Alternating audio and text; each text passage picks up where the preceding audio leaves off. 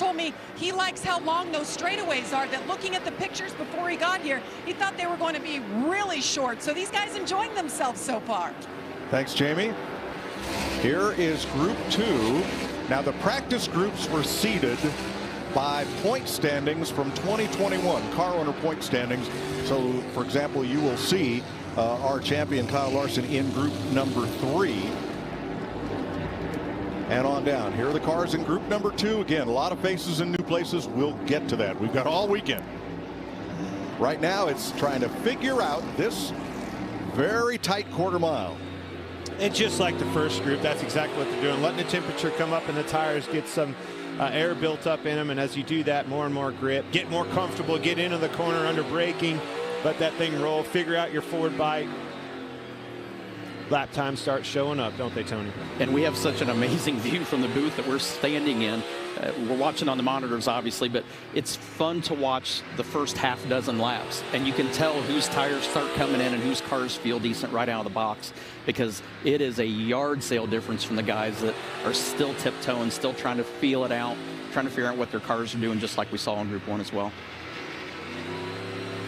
Now, yesterday there were a couple of exhibition laps turned for a TV promo, but other than that, nobody has ever turned a wheel on this brand new asphalt surface. So we're working in the track, we're working in getting used to these brand new cars, and a lot of new driver, crew chief, team relationships as well. A lot to process here. And we just saw the in-car camera with Joey Logano and seeing the ratio of the steering racks. Yeah. His hands were at 9 and 3.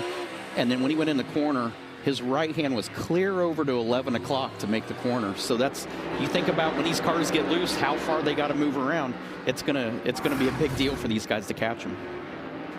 You said steering rack. Never heard that before in NASCAR. Oh, getting close, getting closer, getting together. Ford got a little loose off the corner there. Look at that air pressure in the left rear. Boy, they've got some air out of the left sides in there, looking for grip. And if you think that's the last time we're going to see something like that this weekend, that's not even the 2 shrimp they give you at the Japanese buffet for an appetizer. That's going to be the beginning of a long list of contact we're going to see this weekend. Already, I'm starting to put together. These guys have their hands full getting into the corner and really hard to put the throttle down up off. If they can get it rotating, get turned, get both tires really down and loaded on the track, they can get the forward bite. Some of those guys will still have wheel put in it on the exit. It unloads the left rear tire and gets loose.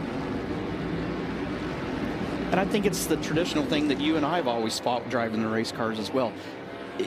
You fight entry and exit are normally the same, but the center you normally fight really tight. So it's loose entry, loose exit, tight center. It'll be interesting with these new cars, independent rear suspension, taller wheels, shorter sidewalls, to see what the characteristics of these cars versus the old ones. Tell you who's fastest in this group, Daniel Suarez. Yes, he is. I was just watching him on Austin Dillon's bumper right there, kind of waiting for him to get around.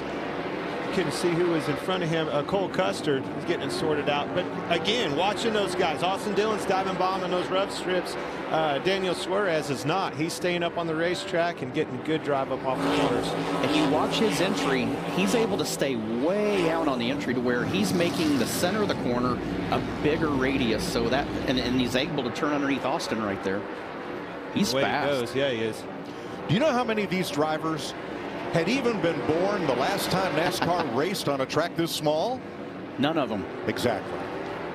None of them. I know who's the oldest. Kevin Harvick. Yeah, he was born 4 years after the last quarter-mile cup race.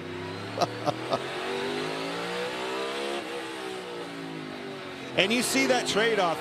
I see the cars that are loose in, protecting, running straighter down in the corner, then they get tighter in the middle, and they're loose up off. That is a deadly combination as a race car driver when you have tight racing corners like this track has.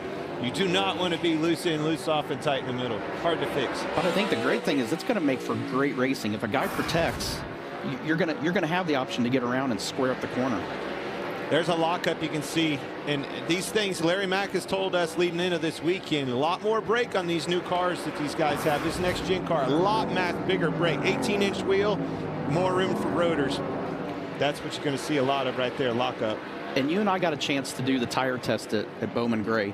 The cars seem to have a higher center of gravity to where these straightaways are not straight, so they're constantly turning even down the straightaways. So the car's kind of loaded to the right side. It picks the left front up. So I think you're going to see a lot of lockup when these guys are really hustling, trying to get underneath each other in the corner. It's interesting, the trade-off of using these rumble strips. You can see, like, LaJoie right there diving to the bottom and hitting those rumble strips. He really gains in the middle, but he can't get off the corner quite as good, and the Ford drives right back to his bumper on exit. And they're chasing Alex Bowman.